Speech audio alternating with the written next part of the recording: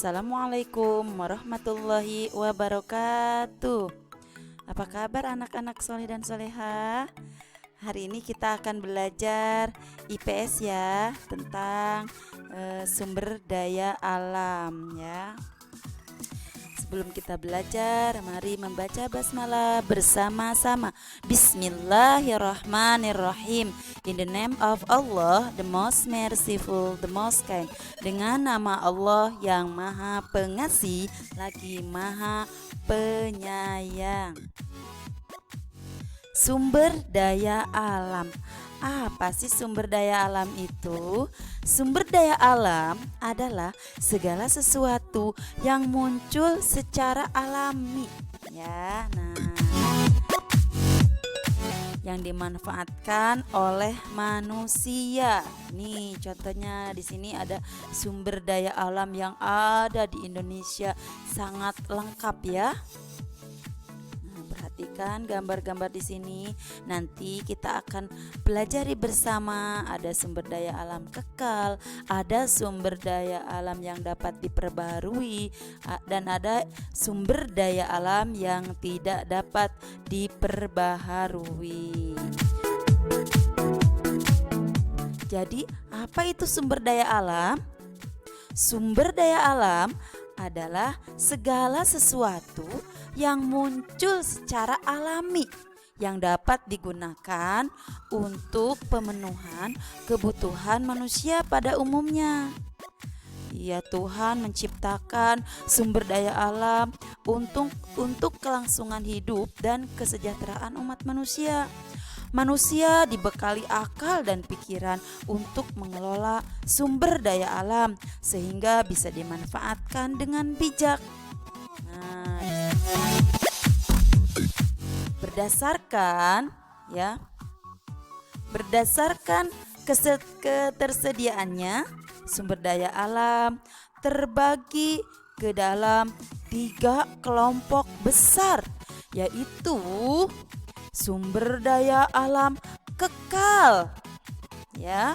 Kemudian sumber daya alam yang dapat diperbaharui dan sumber daya alam yang tidak dapat diperbaharui. Mari kita pelajari bersama.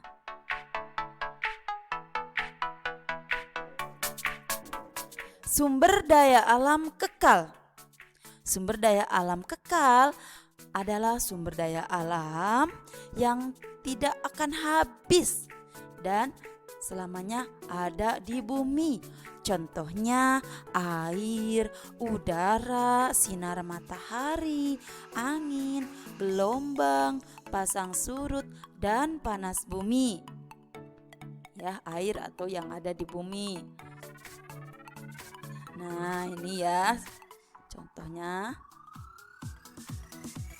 Kemudian kita lanjutkan ke sumber daya alam yang dapat diperbaharui, yaitu sumber daya alam yang dapat dihasilkan kembali setelah digunakan. Artinya bisa diolah kembali, bisa ditanami kembali kalau ke bidang pertanian ya. Bisa misalkan setelah habis, misalkan padi setelah habis dimakan boleh dilakukan atau ditanam kembali, kemudian dipanen lagi, ditanam lagi. Nah, itu bisa diperbaharui kembali. Atau kemudian di bidang peternakan, misalkan seorang peternak menenak kambing atau kerbau ya, atau peternak ayam setelah terjual, baik peternak ayam misalkan menjual telurnya, dagingnya setelah habis bisa mengulang kembali proses ayam atau beternak kembali ya, seperti itu. Sama ya, pekerjaan yang berhubungan dengan berhubungan dengan sumber daya alam yang diperbaharui, contohnya seperti petani, peternak itu ya. Itu yang berhubungan dengan kegiatan ekonomi ya, banyak misalkan yang berhubungan dengan kegiatan ekonomi itu petani menanam padi, ada yang perkebunan, yang bekerjanya berkebun ya, dan lain-lain, masih banyak sekali. Contohnya adalah tanah ya, contoh sumber daya alam yang dapat diperbaharui. Contohnya adalah tanah, air, hewan, dan tumbuhan. Kita lanjutkan ke sumber daya alam yang tidak dapat diperbaharui. Sumber daya alam yang tidak dapat diperbaharui adalah jumlahnya terbatas atau tidak bisa diperbaharui kembali ya. Karena penggunaannya lebih cepat dari proses pembentukannya dan apabila digunakan secara terus-menerus akan habis. Contohnya minyak bumi, emas, besi, dan berbagai tambang lainnya. Nah, kemudian kegiatan ekonominya misalkan yang berhubungan dengan sumber daya alam yang tidak dapat diperbaharui ya. Pokoknya yang berhubungan dengan pertambangan, misalkan seseorang yang bekerja di penambang emas, penambang batu bara, penjual perak atau penjual emas, kemudian industri batu bara, kemudian industri minyak bumi, kemudian biji besi, kemudian yang berhubungan dengan alat transportasi. Itu adalah kegiatan ekonomi yang memanfaatkan sumber daya alam yang tidak dapat diperbaharui ya. Bisa dipahami ya? Mudah.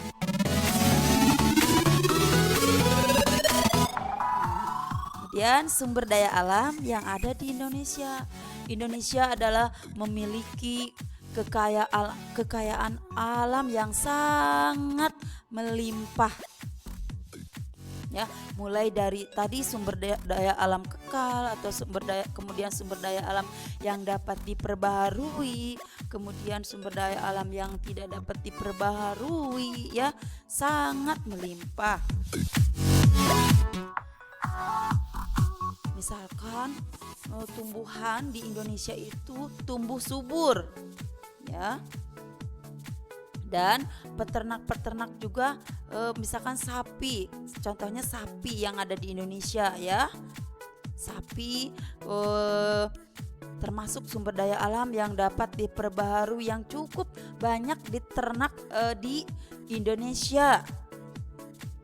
Ya, peternakan di Indonesia seperti sapi, kerbau, kambing bisa dimanfaatkan untuk diambil dagingnya, susunya ya. Kemudian yang sumber daya alam yang tidak diperbaharui yang ada di Indonesia banyak ya, seperti tadi sudah Ibu sampaikan di kegiatan ekonomi, misalkan minyak bumi dan batu bara ya. Karena terbentuknya minyak bumi dan batu bara ini terbentuk dari makhluk hidup yang telah mati dan terpendam selama jutaan tahun yang lalu ya. Pembentukan minyak bumi dan batu bara itu sangat lama. Nah, oleh karena itu minyak bumi dan batu bara ini termasuk sumber daya alam yang tidak dapat diperbaharui dan cukup banyak ya. Daerah di Indonesia yang penghasil batu bara dan minyak bumi. Jadi Indonesia ini merupakan negara dengan tingkat biodiversitas tertinggi kedua di dunia setelah Brazil. Fakta tersebut menunjukkan tingginya keanekaragaman sumber daya alam hayati yang dimiliki Indonesia ya. Dan dalam hal ini berdasarkan Protokol Nagoya akan menjadi tulang punggung perkembangan ekonomi yang berkelanjutan atau disebut dengan green economy. Anak-anak hebat, materi IPS ya untuk hari ini sudah selesai. Let's say hamdalah together. Alhamdulillahirabbil alamin. Praise be Allah, the Lord of the world. Segala puji bagi Allah, Tuhan semesta alam. Wassalamualaikum warahmatullahi wabarakatuh.